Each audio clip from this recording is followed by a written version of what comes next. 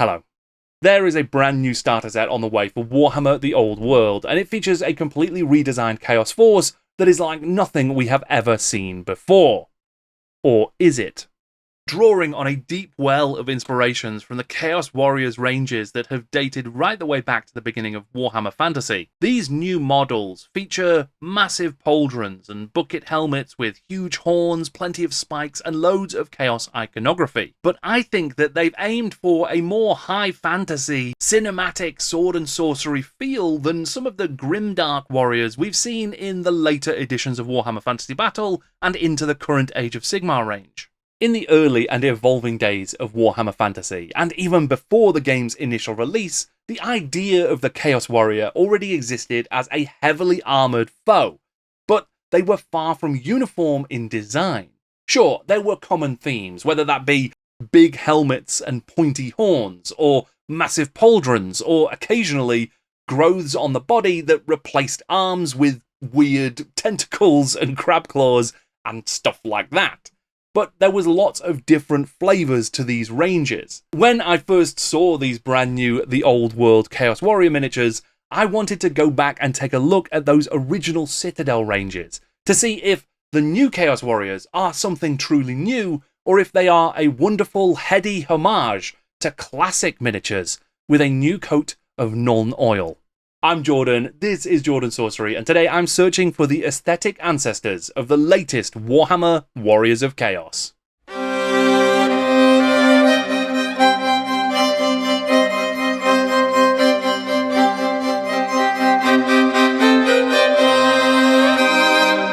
Okay, so I have actually already made a video in my Building Warhammer Armies series where I took a look at the origins and inspirations of the Chaos Warriors and how they evolved into a full fighting faction in Warhammer Fantasy Battles.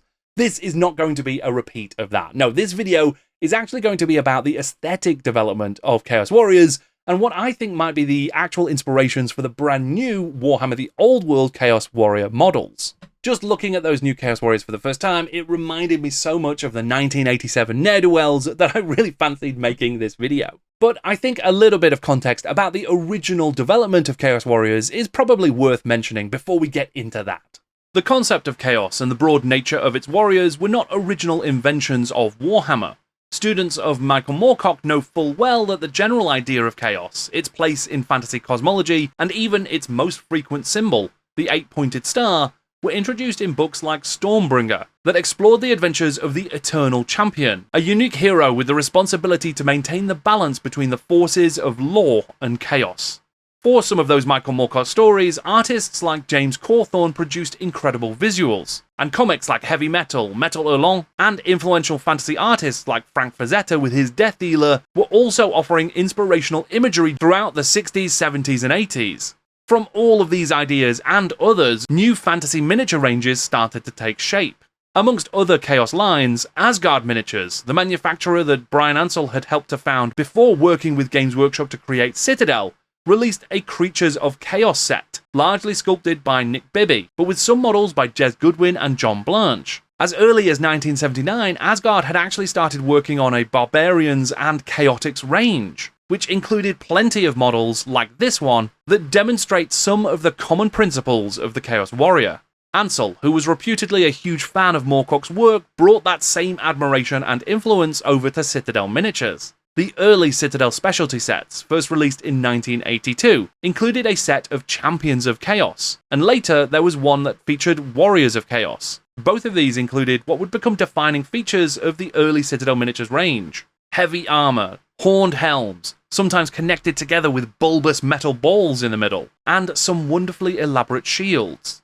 This guy is also a very clear ancestor of the Chaos Sorcerer who would turn up in HeroQuest, and he's not the only example of that lineage that we'll be seeing throughout this story.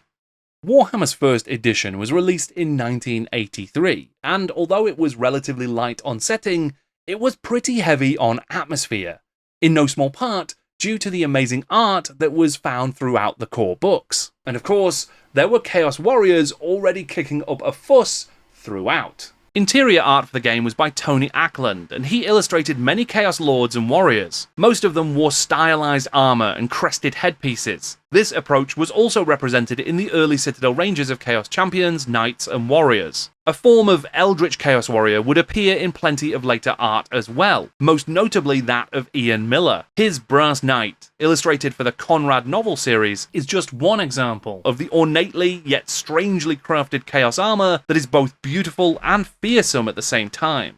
We probably shouldn't forget, though, the quintessential Chaos Warrior. After all, he is right there on the first edition cover. Harry the Hammer may well be one of the most famous Chaos Warriors in Warhammer's history, but the updates to the character's design over time are a great example of how Warhammer Fantasy's aesthetic has evolved.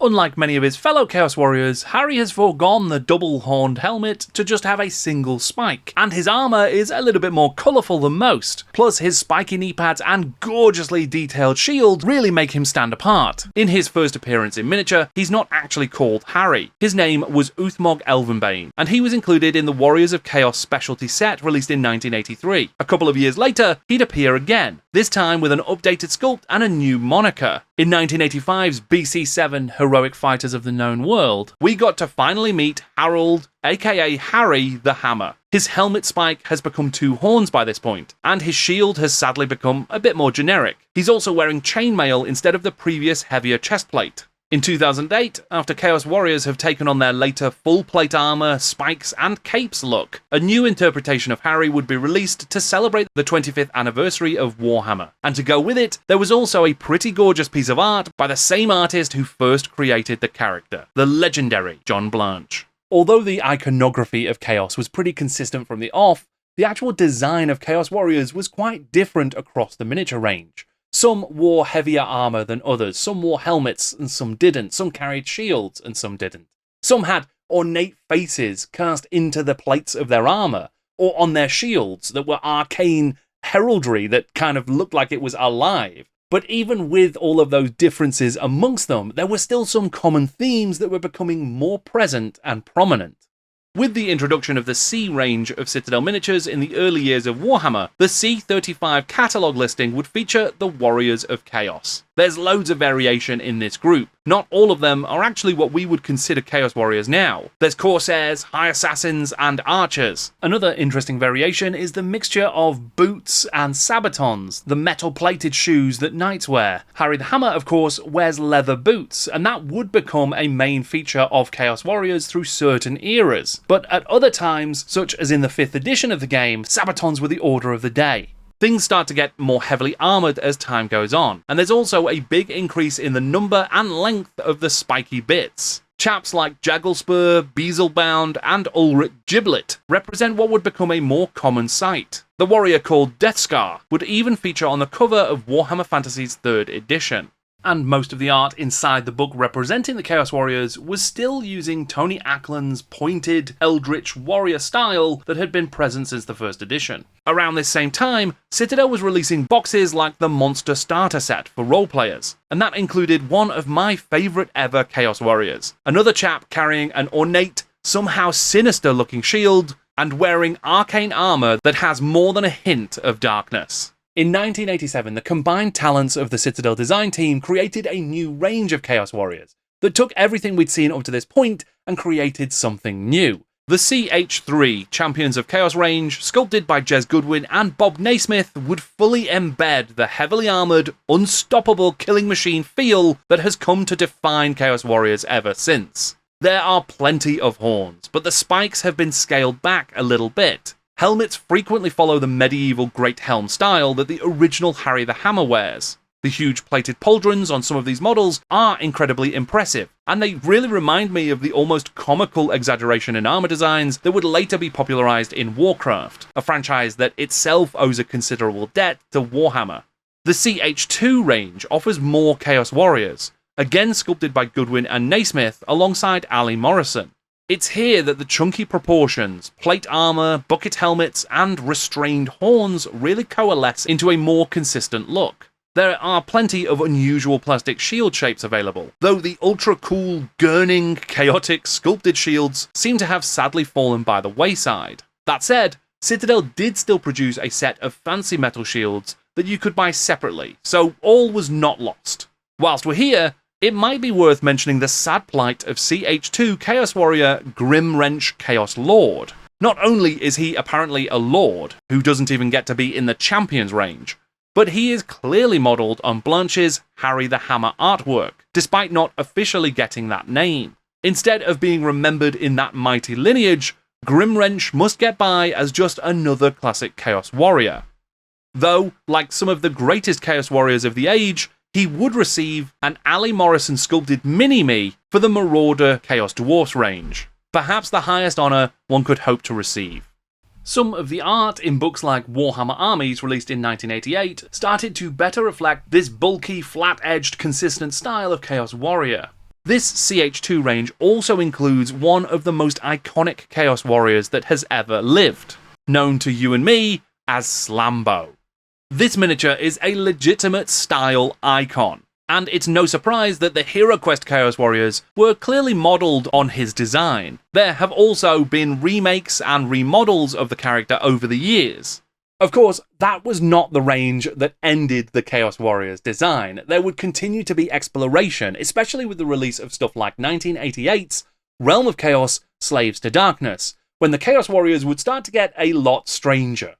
This generation fully embraced the dark gifts of chaos, and mutations were rife in the Champions and Warriors ranges. There was clearly a concerted effort to aesthetically tailor different warriors to their respective gods, taking advantage of all the new lore that was being developed through the Realm of Chaos books. Some of these models are absolutely stunning, but this range would also fall out of favour in time. The plastic Chaos Warriors of 4th edition Warhammer would standardise the look of the unit around the big pauldrons and helmets of the CH2 range, most notably ordering from the Slambo House of Fashion. For that reason, they also broadly resemble the famous plastics from HeroQuest. In 1997, during Warhammer Fantasy's 5th edition, there would be a new set of plastic Chaos Warriors. Now, these are not as favourably remembered as many of the other examples I've talked about, but you can see here some very clear indicators of the same types of style that have been taken from earlier ranges, reimagined, and have once again been inspiring the look and feel of Chaos Warriors in the latest range of models. In fact, as much as I can see Slambo and the CH2 Chaos Warrior range, and earlier examples from Ian Miller's art and Tony Ackland's art in this latest range of warriors, it's probably this plastic box set that I think is the most influential on the design and the aesthetics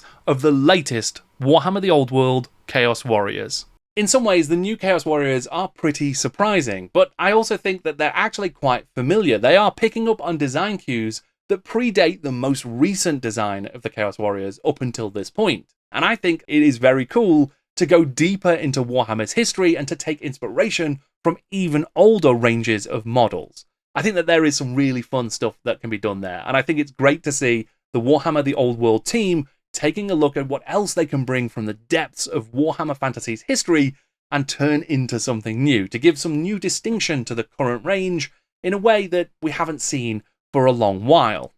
I know that this was not really an exhaustive look, and I've just flown through a few examples of Chaos Warriors over the years.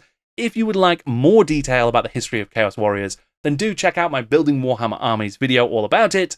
And of course, I have got a Making of Warhammer Fantasy series that takes a look at the evolutions and changes between editions of Warhammer Fantasy battles. I'm going to be adding to that playlist relatively soon, and I'm hoping to complete that series this year. So if you want to catch up, now is the time. Thank you very much for watching. I'm Jordan, and this is Jordan Sorcery.